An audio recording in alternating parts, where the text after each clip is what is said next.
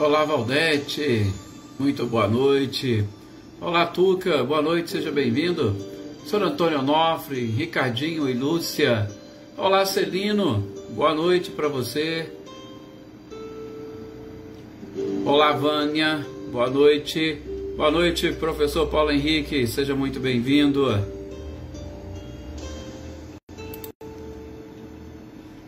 Olá, Marcileia, Luciano, Guilherme, sejam bem-vindos. Olá, Selma, boa noite. Boa noite também para Renata, Cristiane. Oi, Valdete, graças a Deus, tudo bem? Tudo sob controle, graças a Deus. Olá, Silvano, boa noite também para você, meu amigo, seja muito bem-vindo. Olá, Renata Gomes, Alisson, boa noite para vocês.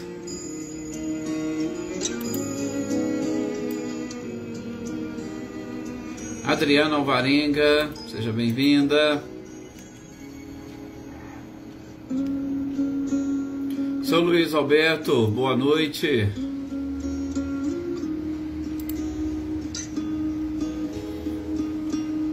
Marília, boa noite, Ney. Vinícius também, a Flávia. E tem a garotinha, né? Uma boa noite também para ela.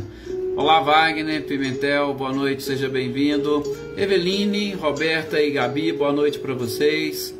Boa noite também para Fabiana Dove. Fabiola Ribeiro, boa noite, seja muito bem-vinda, Fabiola, a esses nossos estudos. Eu creio que é a primeira vez que eu a vejo aqui conosco. Boa noite, Amanda, seja bem-vinda. Olá, Daí, boa noite para você também. Com certeza também estamos felizes por mais este encontro. Claudionor e Eliane, boa noite para vocês. Emerson Martins, boa noite.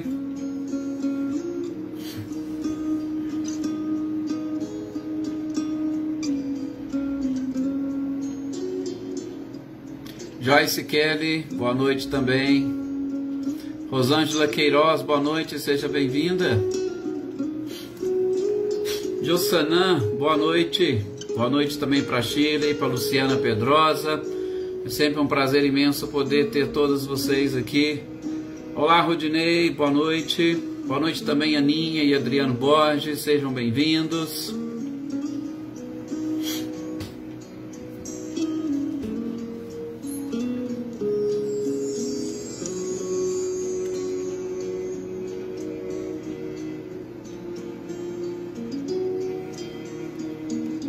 Adriana Dantas, boa noite. Boa noite, Paulo Witter, seja bem-vindo.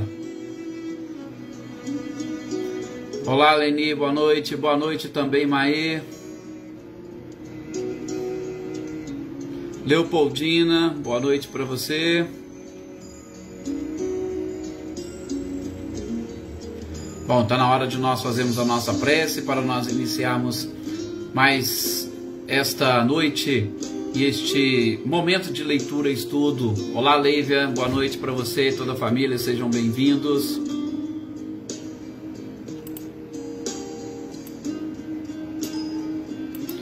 Convido a todos vocês, então, agora nesse instante, a levar o seu pensamento a este mestre incomparável, pedindo mais uma vez a Jesus que nos abençoe, nos proteja e nos ampare, e principalmente que nós estejamos preparados para sentir estas bênçãos e a proteção de Jesus, que com certeza recai sobre todos nós. Que a paz possa permanecer no nosso coração, principalmente uma serenidade capaz de nos auxiliar a compreender um pouco mais de nós, compreender um pouco mais da nossa própria vida, compreender um pouco mais da história e principalmente deste período em que nós estamos vivendo e convivendo com os nossos companheiros diante de uma pandemia, neste momento de transição planetária, porque é exatamente esta compreensão que nos fará conectarmos intimamente e, sobretudo, com fé, com esperança ao Criador. Se conectar ao Criador é exatamente sentir, perceber, compreender, acatar todas as suas leis, as suas próprias designações e seguir. rumo ao objetivo final de cada um de nós, que é a felicidade e a própria perfeição. Que estejamos nesses instantes repletos e principalmente envolvidos pela paz, e que nós sejamos instrumentos da paz deste Cristo, difundindo-a a todos aqueles que convivem conosco, sejam eles encarnados ou desencarnados. Que as nossas energias e vibrações, mais uma vez, sejam depositadas nos braços da espiritualidade, para que eles também espalhem por todo este nosso planeta, auxiliando assim a refazer essa atmosfera fluídica que nos envolve, refazer com fluidos e vibrações de esperança e de confiança em Deus. Que os nossos fluidos, as nossas energias e vibrações auxiliem a todas as pessoas, principalmente aquelas que fazem parte do nosso grupo, os nossos amigos e familiares, a também se reenergizarem e lutarem contra os males, sobretudo os males físicos, que envolve a cada um. Que essas mesmas energias e fluidos sirvam também de fortalecimento para todos aqueles profissionais que necessitam, neste momento delicado da nossa história, de um pouco mais de energia e vibração, para que também consigam desenvolver a fé e a esperança e a conexão com o Criador. Que assim seja. Com certeza são muitas os nossos pedidos para Deus, a Jesus e a essa espiritualidade, e é claro que não vai ter jeito da gente conseguir, né, expressar todos aqui. Boa noite, Lídia, seja muito bem-vinda. Olá, Cecília e Reinaldo. Cecília, inclusive perguntaram aqui notícias da Inês. Se você tiver alguma notícia atualizada, coloca aí para nós, faz favor. Marinha, boa noite. Boa noite, Luísa Nalim. Boa noite, Patrícia Vilas Boas. Eliana Costa. Boa noite a todos vocês, gente. E vamos nós. Elaine Lavez, estava me esquecendo. Boa noite. Seja muito bem-vinda. Vamos então dar sequência à nossa leitura e estudo de hoje. Uma leitura, estudo vinculada ao livro A Gênese, os milagres e as predições segundo o Espiritismo, dando sequência àqueles milagres que estão ali narrados no Evangelho e onde nós precisamos buscar as informações que os evangelistas nos trouxeram para uma compreensão mais avançada da própria missão de Jesus e, acima de tudo, uma compreensão também avançada destas leis e princípios que nos regem, aliás, que sempre nos regeram, mas que agora, neste momento, nós estamos tendo a oportunidade de conhecer, estamos tendo a oportunidade de aprofundar, porque os Espíritos vieram e encontraram respaldo, sobretudo, no bom senso encarnado.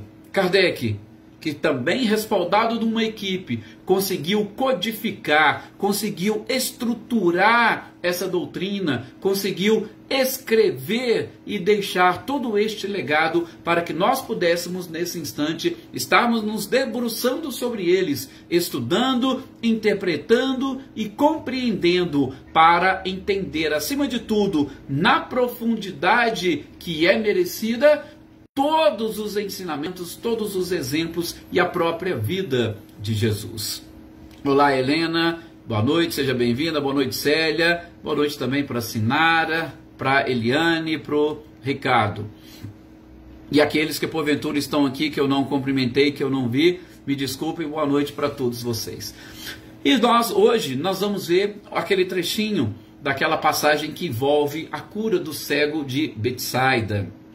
Gente, nós temos várias passagens e aqui a gente, de novo, estamos trabalhando nesses aspectos, utilizando daquilo que o próprio codificador coloca na Gênese, tá? Por isso que eu chamo de leitura, estudo. Nós não estamos saindo fora daquilo que o codificador colocou.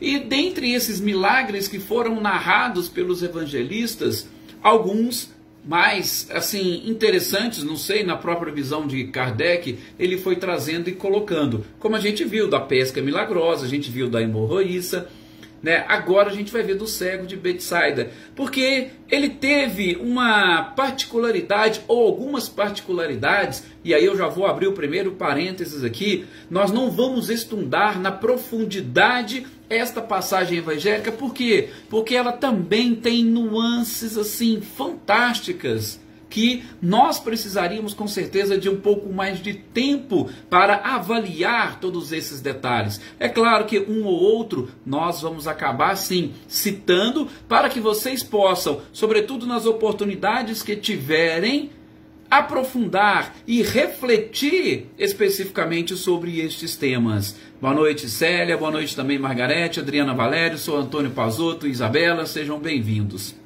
Então, o que Kardec traz aqui na Gênese? Ele traz a passagem, tá? E ele vai copiando de alguns dos evangelistas, e só para nós resumirmos, é aquela passagem onde, em Betsaida, Jesus se depara com um cego, pega na sua mão, tá? São assim, vejam, gestos interessantíssimos. Pega na sua mão, tira ele de fora da localidade, de fora da vila. Ali, Jesus com a saliva, ele pega, tá? Esfrega nos olhos do cego, pergunta ao cego se ele vê alguma coisa. Olha para vocês verem, tá? É uma cura que se processa em dois momentos distintos. Por isso que ela tem aqui as suas peculiaridades. Então ele passou a saliva e pergunta: olha, você vê alguma coisa? E ele diz: olha, eu vejo sim, vejo o andar de homens que parecem árvores. Ou seja, ele não estava enxergando com uma profundidade adequada tudo aquilo que estava realmente ali à sua frente, sobretudo do ponto de vista físico. E aí, mais uma vez, Jesus coloca de novo as mãos sobre os seus olhos, e aí ele começa a enxergar melhor. O evangelista ainda conta que, a partir deste segundo gesto, ele ficou completamente curado. Via as coisas de forma bem distinta.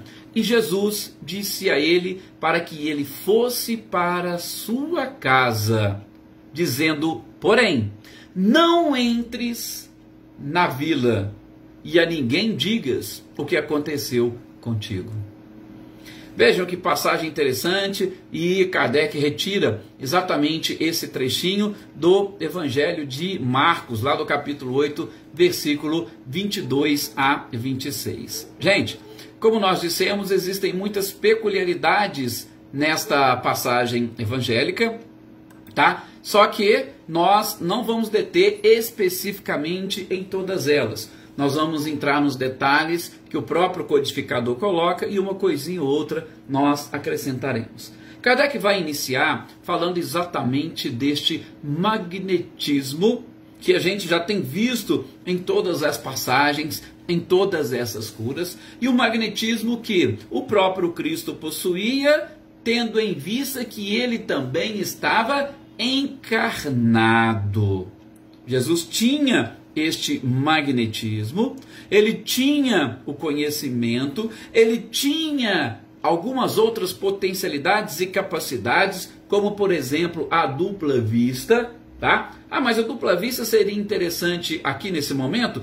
Com certeza seria interessante sim nesse momento, porque com ela ou através dela, Jesus enxergava no interior das próprias criaturas, e aí ele poderia dizer, ou ele poderia concluir, e ele poderia deixar para a posteridade esses conhecimentos e estas informações que, quando analisadas com uma certa profundidade, nos auxiliaria também a deixar de sermos cegos e enxergarmos as coisas distintamente. Claro, só que para isso nós precisaríamos de algumas coisas, nós precisaríamos de atentar para alguns detalhes. E provavelmente a dupla vista auxiliou Jesus neste processo. Por quê? Ora, Primeiramente, Jesus chega e pega na mão do cego e o retira da cidade. Gente, será que nós, hoje, se quiséssemos nos curar da nossa cegueira, nós conseguiríamos dar a mão ao Mestre e realmente levantar de onde nós estivéssemos e sairmos da nossa própria cidade?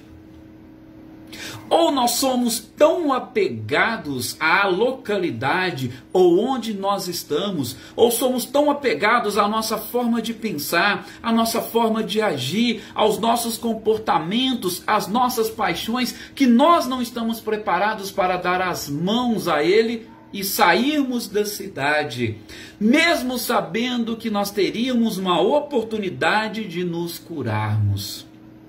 Vejam só a profundidade desses conhecimentos e dessas informações, que eu repito, a gente não vai aprofundar muito nisso. Mas será que nós estaríamos preparados para isso?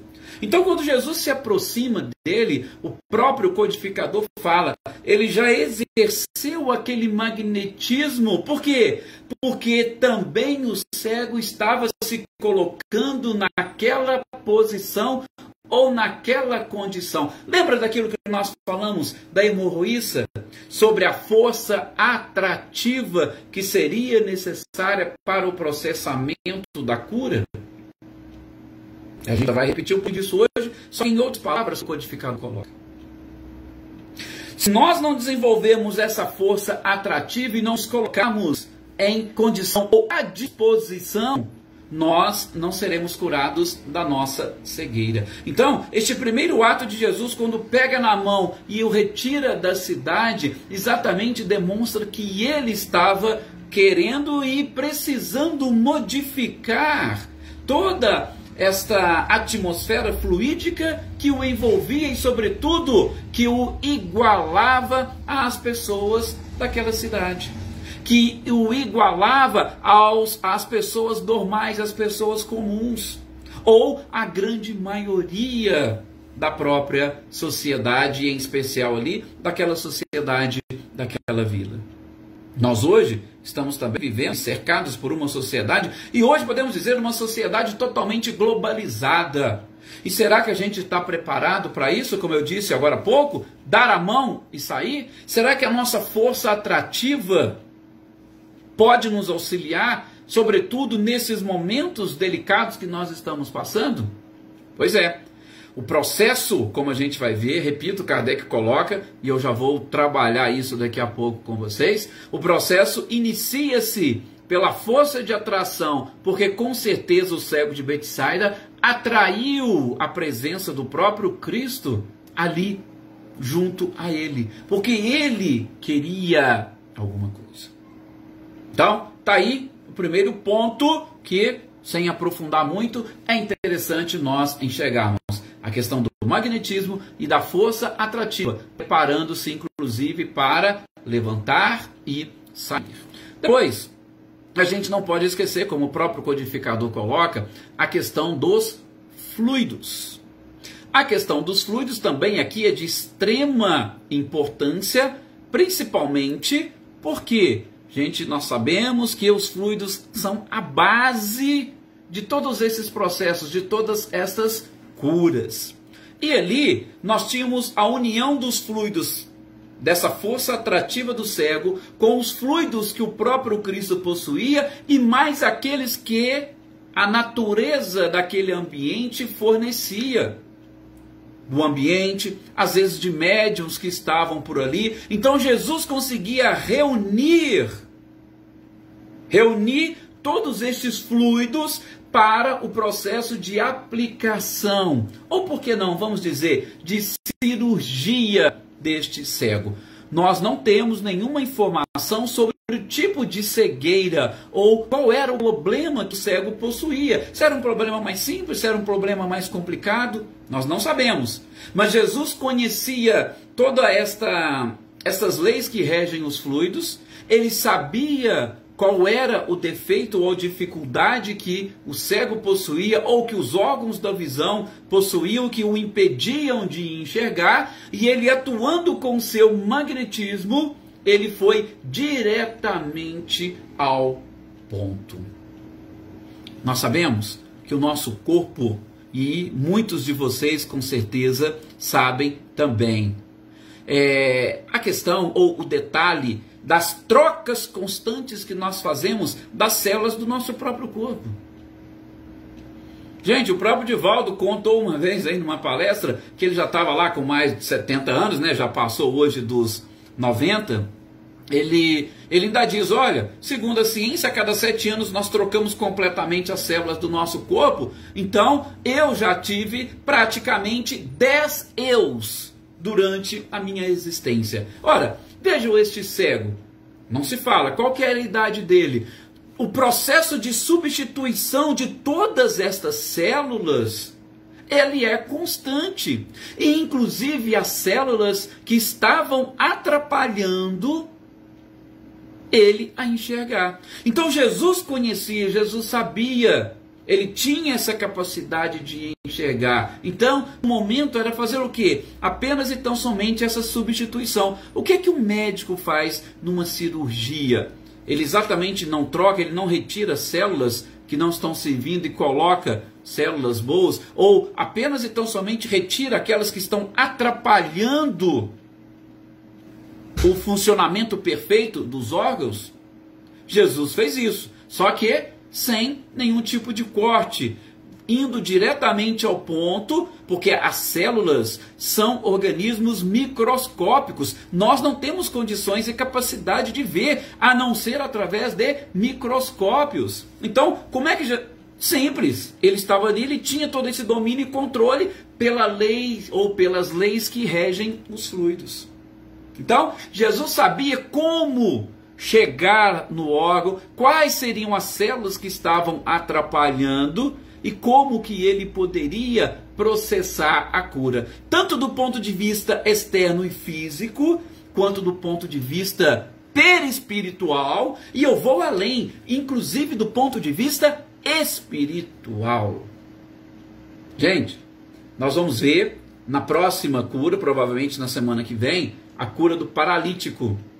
Quando Jesus fala, teus pecados te são perdoados. Eu estou até antecipando. Teus pecados te são perdoados. O que Jesus está querendo dizer? Ele está olhando do ponto de vista espiritual da nossa essência, que está completado o ciclo do perdão. Completou-se o ciclo do perdão, e esse ciclo se completa com a reparação. Acabou. Aquilo que estava servindo para mim de punição ou de sofrimento deixa de existir. Mas isso é do ponto de vista espiritual, da essência. E a nossa cura, ela começa ou ela se processa de dentro para fora. Se a essência, que é o Espírito, que comanda tudo, e como disse o próprio Cristo, nós somos deuses, se o Espírito já completou o ciclo e ele começa a promover essa cura, e aí está. O cego, com a sua força atrativa, ele deu as mãos a Jesus e falou, opa, eu estou preparado para sair da cidade. Então, começa lá, pelo Espírito.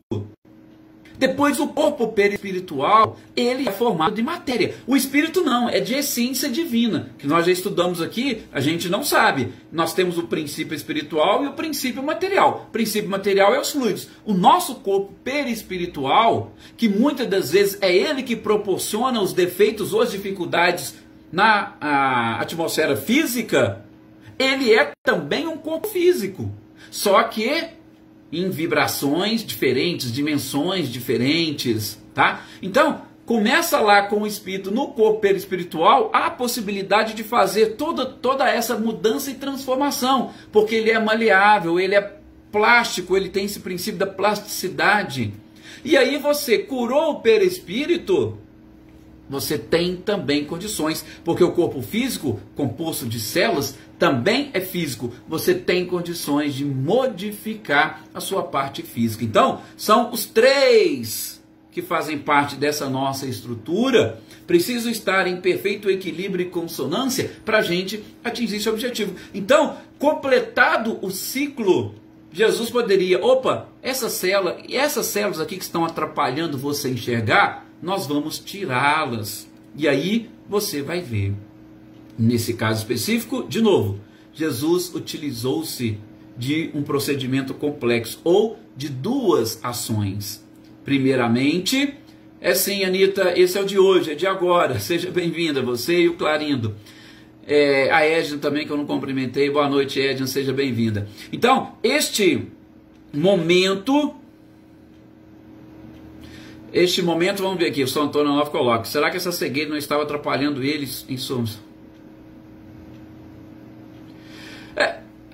São Antônio, às vezes assim, muitos inclusive dizem que determinadas pessoas já vieram com determinados problemas, e eram problemas já, como se diz, com a sua vida útil já estipulada, para que no encontro com Cristo pudesse se manifestar a glória exatamente de Deus. Então, são seres que às vezes eles trouxeram também, além da sua carga genética, uma missão de encontrar com Cristo e se curarem para serem testemunhos exatamente dessa verdadeira missão e função do Cristo. Então, eu não diria que a cegueira estaria atrapalhando, mas ela veio talvez exatamente para a manifestação da glória e de todo este conhecimento e capacidade de Jesus, para que ele pudesse sim, através principalmente destes feitos, o Cristo atingir a sua missão e a sua tarefa. E é claro que essas pessoas colaboradoras, como este cego de Betsaida, também estavam auxiliando nessa tarefa. Pelo menos é uma visão que nós temos, né? E aí tudo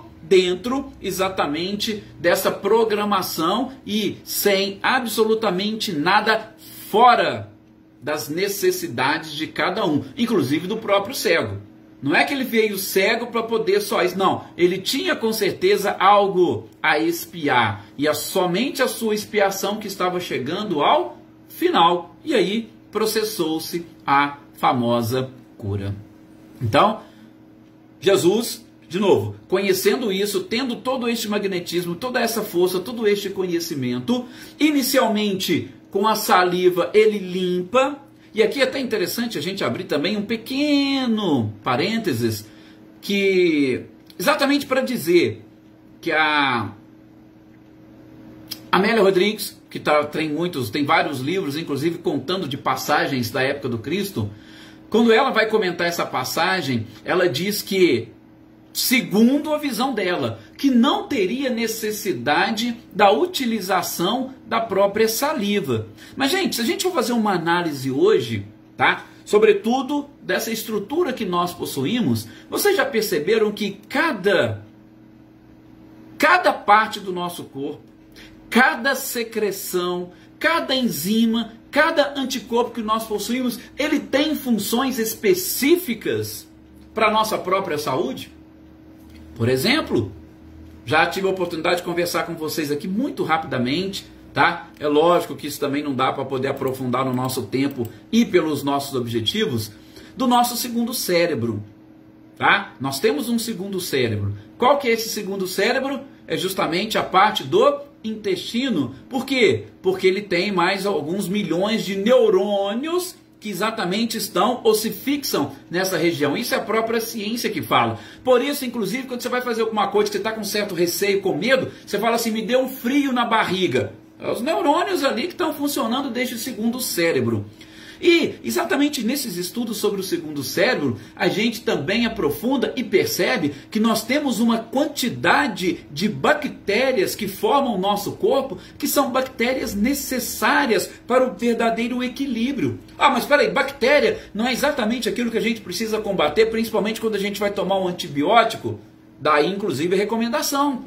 Não se deve tomar ou abusar dos antibióticos, porque você pode estar destruindo ou matando bactérias que são favoráveis e que são realmente ou que representam um verdadeiro equilíbrio no seu próprio organismo. Então, quando Jesus fala ou quando utiliza-se aqui a questão da saliva, nós podemos perceber que ali tinha ou poderia ter sim alguma coisa, alguma substância que auxiliaria naquele caso específico nesse processo de limpeza da visão ou das vistas ou dos próprios olhos deste cego de Betsaida, tá? Então, embora, como diz Amélia Rodrigues, não havia necessidade, nós também entendemos que poderiam ser determinados anticorpos ou algumas enzimas ali presentes que precisaria naquele instante ser aplicada nele. Jesus tinha esse conhecimento.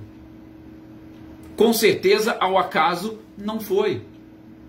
Tá? Então, só para nós sabermos como que as coisas realmente funcionam. Tudo é muito perfeito, tudo é fantástico, tá? Então, a gente não pode simplesmente, ou melhor, não podemos nos esquecer como que funcionam todos esses processos, tá? E aí Jesus, nesse primeiro momento, faz esse movimento, utiliza a saliva, e ele mesmo assim não consegue enxergar com profundidade, é porque necessitaria uma segunda aplicação, ou algo para simplesmente acabar de limpar os órgãos físicos para que ele tivesse essa capacidade de enxergar. Então, é realmente algo assim fantástico para nós refletirmos e muito. E para a gente partir agora para o final dos comentários que o codificador faz, repito, nós não estamos aprofundando nisso aqui, porque imagina só, se nós tivéssemos que tentar entender o porquê Jesus falou para ele, olha, não vai para sua casa, porque segundo informações ele já queria seguir Jesus. Jesus falou, não, vai para sua casa, mas não entre na aldeia. Olha para vocês verem que coisa, né? Mas como assim? Como é que eu vou para minha casa sem entrar na aldeia? Ah, é porque tinha todo um sentido espiritual por trás disso. Repito que nós não vamos adentrar, mas que é muito interessante. Não conta para ninguém, não contar para ninguém por quê. O que será que Jesus queria com isso? Tá? Não vamos entrar nesse mérito. Mas, como eu disse, partindo já aqui para o final das nossas colocações, o próprio codificador, ele escreve, e a gente vai, sim, extraindo, gente, nessa leitura que nós vamos fazendo, eu particularmente vou extraindo tópicos para a gente conversar. E, nesse processo de cura, e a gente percebe que não é somente nessa cura do cego de Betsaida, é um processo que acontece em todas as curas, se nós formos ver. Próxima semana, a do paralítico, a anterior da hemorroíça, a gente vê que há 3 etapas. Existem 3 etapas que estão envolvidas neste processo de cura como um todo. Não nos esquecendo, estamos falando nas curas do Evangelho, nos milagres que estão relatados no Evangelho, tentando entendê-los e mostrar que não são derrogações de leis divinas, não são milagres na acepção religiosa do termo que muitas igrejas trazem, mas apenas e tão somente o conhecimento das leis que regem, sobretudo, os fluidos, que naquela época não era de conhecimento geral, mas que hoje nós detemos este conhecimento. Assim como a ciência médica, naquela época, não possuía todos os recursos e conhecimentos que nós tínhamos. Hoje, a medicina vem e se você for lá procurar um médico, fazer uma cirurgia, você fica curado. Se fosse naquela época, eles iam falar que era qualquer coisa também do demônio ou que era um milagre. Mas a medicina mostra para nós que isso é natural. E o conhecimento dos fluidos pode fazer a mesma coisa. Esse é o objetivo do estudo deste capítulo de A Gênese. Por isso que a gente estudou primeiro os fluidos, para agora adentrarmos nisso. Mas, fechando aqui essas nossas reflexões, vejamos essas 3 etapas que se processam ou necessárias para o processamento das curas do Evangelho e que o codificador coloca aqui. Gente, a primeira delas seria a renovação mental do paciente. Aqui, onde nós identificamos a renovação mental? A partir do momento que ele se coloca naquela condição, que ele dá as mãos a Jesus, se levanta e acompanha Jesus para fora da cidade. Ali representa exatamente essa renovação mental. Por quê? Porque ele poderia estar blasfemando, ele poderia estar xingando, E como ele não via, ele poderia, por que você quer me puxar? Quem é você que está querendo me puxar? Não, mas existia algo por trás de tudo isso. Como a gente viu lá na hemorroíça. Eu já passei 12 anos de sofrimento, de dor. E agora falaram aí de um tal Jesus. Nossa, Jesus, o nome com certeza deve ter soado fundo no seu próprio ser. O seu espírito amigo, o anjo da guarda, deve ter falado, é esse aí que vai te curar. E a partir deste momento, ela faz esse processo de renovação mental. E aí ela fala, se eu for lá encostar nas vestes dele, eu ficarei curada. Há um processo de renovação mental, praticamente em quase todas as curas. Aqui, em especial, relatadas no Evangelho. Então, primeiro passo, renovação mental. Se nós não tivermos essa renovação mental, nós estaremos entravando ou obstaculizando os processos de cura. Mas não teve algumas curas que o pessoal fala que Jesus não praticou, não teve outras pessoas que foram curadas e depois voltaram? Sim. Por quê? Porque há pessoas que não passaram por este processo. Por exemplo, os 10 leprosos, que nós vamos falar, se não for na próxima, na outra semana. Amélia Rodrigues, salvo engano, no livro No Fim dos Tempos, ela fala sobre estes 10 leprosos. E que apenas aquele que voltou e que acompanhou o Cristo, ele ficou efetivamente curado. Os outros 9, com o passar do tempo, eles readquiriram a mesma doença ou outras doenças. Por quê? Porque o processo de renovação mental provavelmente ainda não estava pronto. Quando Jesus dizia para alguns, vá e não peques mais, Jesus está reafirmando, esse processo de renovação mental é preciso existir. Por quê? Gente, nós já vimos aqui em outros estudos de outras obras. Muitas das vezes nós queremos parar com o sofrimento, não porque nós estamos nos renovando, mas é porque aquilo dói. Eu quero acabar com a dor, eu quero eliminar a dor. Mas você não quer a cura? Não, tira a dor de mim, que para mim já é o suficiente. Tem pessoas que são assim, e não estão neste processo de renovação mental. Este é um detalhe primordial para o processo de cura. E aí eu estou falando de cura efetiva. Não apenas aquele tratamento, aquele paliativo. É de cura mesmo, tá? O segundo ponto é exatamente a aplicação dos recursos terapêuticos para eliminar os obstáculos, eliminar a dor ou eliminar a doença. Quais os recursos terapêuticos que Jesus utilizava? Jesus utilizava muito a imposição de mãos. Nesse caso, Jesus utilizou a saliva. Jesus utilizava... você lembra que Jesus vai lá, se lave no poço... E depois de você se lavar, apresente-se aos sacerdotes. Aplicação de recursos terapêuticos. Aqueles que vão atrás de um passe. Aqueles que vão na igreja atrás de uma água benta. Então, sempre tem recursos terapêuticos que são também introduzidos. Por quê? Porque dificilmente nós estaríamos preparados para o processo de renovação mental e de promoção da autocura. Dificilmente. Tá? As células ficaram ali e provavelmente preparadas para serem substituídas, mas o cego sozinho ele não conseguiria. Precisou chegar um recurso terapêutico qual? Jesus. Simplesmente para chegar e falar, fique curado. E é lógico, com os seus fluidos envolvendo a todos esses pacientes. E depois, para completar este processo que nós estamos falando, essas etapas da cura efetiva, o codificador nos ensina que nós precisamos desenvolver movimentos, comportamentos, pensamentos para nos mantermos saudáveis. Por quê?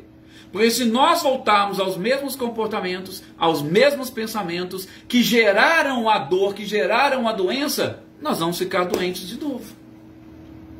Isso é fisicamente, é espiritualmente. Simples. Se eu pego, vou lá, bato a mão no prego, machuca minha mão. Logo eu vou, cura minha mão. Se eu for lá no prego e bater de novo e machucar, olha, não tem jeito, eu preciso mudar o meu comportamento, parar de bater a mão no prego. Senão eu vou machucar de novo. Então, são essas etapas que se colocam para que a gente consiga conquistar a cura efetiva. E assim a gente fecha mais esse milagre. Eu espero que vocês tenham conseguido entender e captar, apesar de nós termos aprofundado um pouquinho e saído um pouquinho daquilo que o codificador falou, mas o mais interessante e importante é o conhecimento dos fluidos e das próprias leis que regem os fluidos que Jesus conhecia e que ele aplicou para que essa cura fosse realmente eficaz. Como nós vamos ver nas outras, na próxima, principalmente do paralítico.